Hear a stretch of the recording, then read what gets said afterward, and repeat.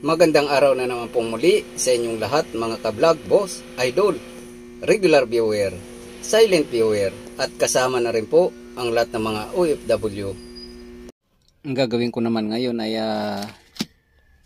i-check ko yung bagong dating namin na dashcam.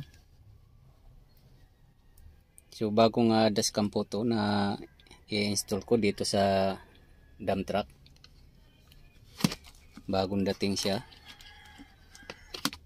So bali pangalawang dashcam ko na po to na kapareho na i-install ko dito sa dump truck.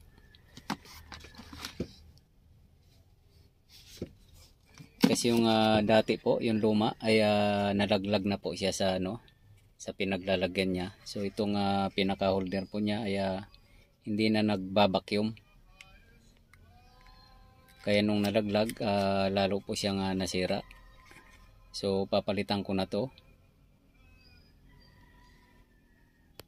Kasi hindi na siya nag-hold. Kusa na po siyang nalalaglag. Ito pong holder na to ay napakalakas po ng vacuum nito. So kapit na kapit po sa salamin kapag ginamit. Pag itinikit.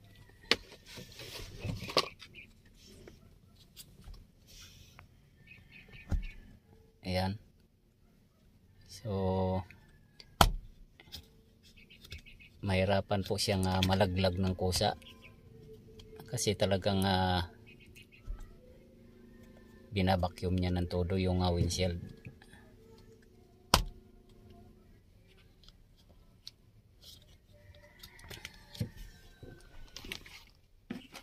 At itong design naman po nito ay ganun pa rin sa dati. Mayroon siyang front camera. Mayroon siyang inside car camera.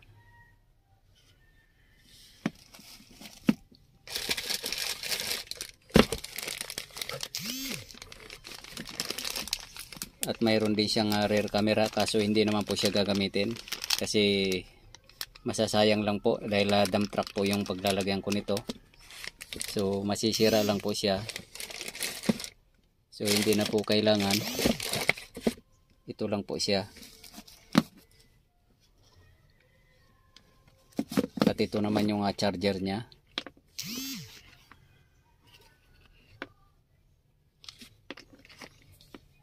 Yan. So i-install ko po to para mapalitan na yung luma.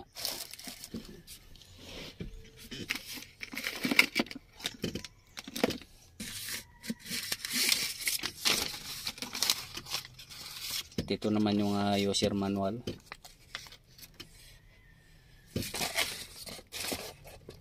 Yan.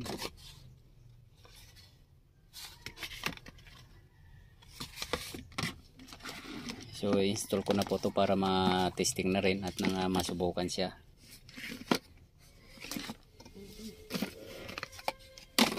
At hanggang dito na lang po muna ang video kong ito. Please like, subscribe na lang po and hit notification bell para sa susunod na mga video. God bless all po.